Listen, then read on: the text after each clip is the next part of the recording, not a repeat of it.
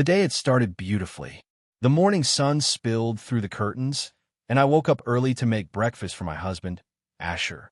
It was our third wedding anniversary, a day I had been looking forward to for weeks. I wanted everything to be perfect. I cooked his favorite meal, wrote him a small letter, and placed it beside a wrapped box that held the ring I had bought for him. It wasn't expensive, but it carried a promise, a reminder of the love I thought we shared. When Asher came down, he smiled faintly, distracted, as if his mind was somewhere else. I ignored it first, convincing myself that he was just tired from work. But a quiet ache began to grow inside me. He had been distant lately. Fewer texts during the day, fewer conversations at night, fewer reasons to smile. I told myself that every marriage had its ups and downs, that maybe I was just overthinking.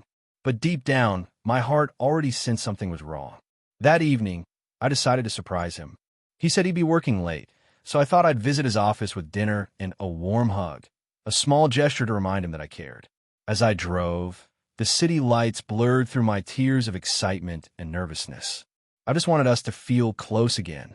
When I reached his building, I parked quietly, holding the dinner box and the small gift bag with the ring. The office was mostly dark except for one room on the top floor, his office.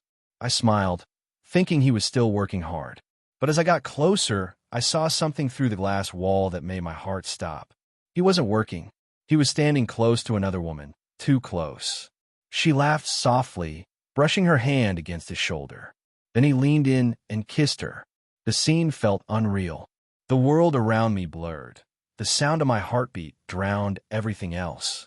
The dinner fell from my hands, the ring box slipping onto the floor. For a moment, I just stood there, frozen, watching the man I loved become a stranger right before my eyes. I turned away quietly before he could see me. My hands were shaking as I walked out of the building, the cool night air hitting my face like shards of glass. I didn't cry then. Sometimes, pain is too deep for tears. I sat in the car for a long time, staring at the ring in my hand, the symbol of everything I believed in, everything I thought was real. When I reached home, I placed the ring on the table beside my letter, the one I had written that morning, filled with love and hope. I read it once more and almost laughed through my pain. It spoke of trust, loyalty, and growing old together. How strange that a few hours could turn forever into nothing. Asher came home later that night, pretending everything was normal. I looked at him, forcing a small smile, and said, "How was work?"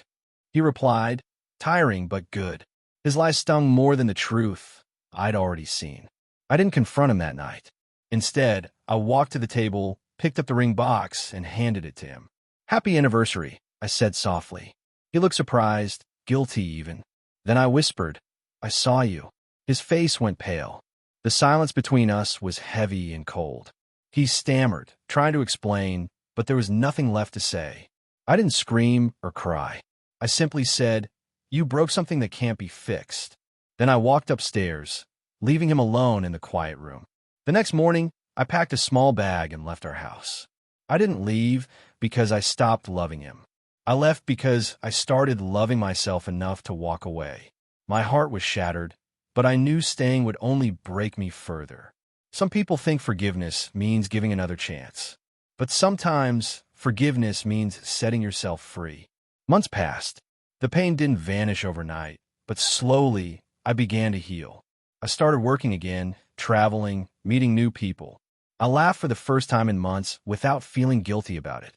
One day, I passed by a jewelry shop and saw a ring that looked just like the one I'd given Asher. But instead of sadness, I felt peace. Because now, that ring no longer reminded me of betrayal. It reminded me of strength. Love can be beautiful, but when it turns into pain, holding on doesn't fix it. It only breaks you more.